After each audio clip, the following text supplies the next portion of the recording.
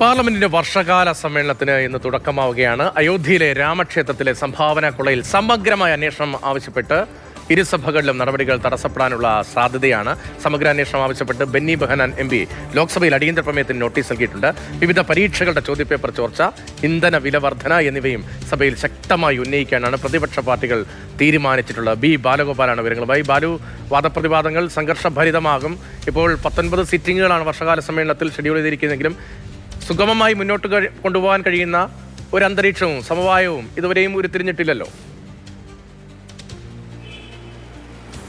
ഇതുവരെയും അത്തരത്തിലൊരു സമവായം ഉരുത്തിരിഞ്ഞിട്ടില്ല. കഴിഞ്ഞ ദിവസം ചേർന്ന സർവകക്ഷി യോഗത്തിലും ഈ എല്ലാ വിഷയങ്ങളും പാർലമെന്റിൽ ചർച്ച ചെയ്യാമെന്ന് സർക്കാർ പറഞ്ഞെങ്കിലും ഈ മറ്റ് സഭാ നടപടികൾ നിർത്തിവെച്ച് ഈ വിഷയങ്ങൾ ചർച്ച ചെയ്യണമെന്നൊരു ആവശ്യമാണ് ഇപ്പോൾ കോൺഗ്രസ് ഉൾപ്പെടെയുള്ള പ്രതിപക്ഷ പാർട്ടികൾ മുന്നോട്ട് വയ്ക്കുന്നത്. അല്പസമയത്തിനുള്ളിൽ പാർലമെന്റിന്റെ വർഷകാല സമ്മേളനത്തിന്റെ ആദ്യ ദിവസത്തിന്റെ നടപടിക്രമങ്ങൾ ആരംഭിക്കുന്നതായിരിക്കും. നേരത്തെ പ്രധാനമന്ത്രി മാധ്യമങ്ങളോട് സംസാരിച്ചിരുന്നു. ഈ വർഷകാല സമ്മേളനവും വളരെ ക്രിയാത്മകമായിരിക്കണം എന്നതാണ് തൻ്റെ പ്രതീക്ഷ എന്നാണ് പ്രധാനമന്ത്രി പറയുകയും ചെയ്തിരിക്കുന്നത്.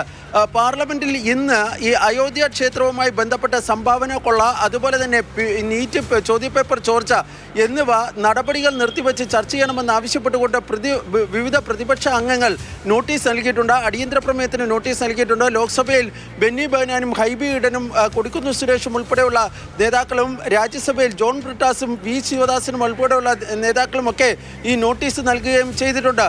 ഇതിന് പുറമെ ഈ സമാജ്വാദി പാർട്ടി ഉൾപ്പെടെയുള്ള വിവിധ പാർട്ടികളുടെ നേതാക്കളും നോട്ടീസുകൾ നൽകുകയും ചെയ്തിട്ടുണ്ട്. അതുകൊണ്ട് തന്നെ സഭാ നടപടികൾ തടസ്സപ്പെടുവാനാണ് സാധ്യത. രാജ്യസഭയിൽ ഇന്ന് ഈ വന്ദേമാതരം ബില്ല്, വന്ദേമാതരത്തിനെ അപമാനിക്കുന്നവർക്ക് ശിക്ഷ വ്യവസ്ഥ ചെയ്യുന്ന ഭേദഗതി ബില്ല് അവതരിപ്പിക്കാൻ വേണ്ടി സർക്കാർ തീരുമാനിച്ചിട്ടുണ്ട്. കേന്ദ്ര ആഭ്യന്തരമന്ത്രി അമിത്ഷായാണ് ബില്ല് അവതരിപ്പിക്കാൻ വേണ്ടി പോകുന്നത്. ബില്ല് അവതരണത്തെ എതിർത്തുകൊണ്ട് രാജ്യസഭാ ചെയർമാൻ ജോൺ ബ്രിട്ടാസ് കത്ത് നൽകുകയും ചെയ്തിട്ടുണ്ട്. ഈ വിഷയവും സഭയിൽ ഈ പ്രക്ഷുബ്ധമായ രംഗങ്ങൾക്ക് വേദിയാക്കാനാണ് സാധ്യത.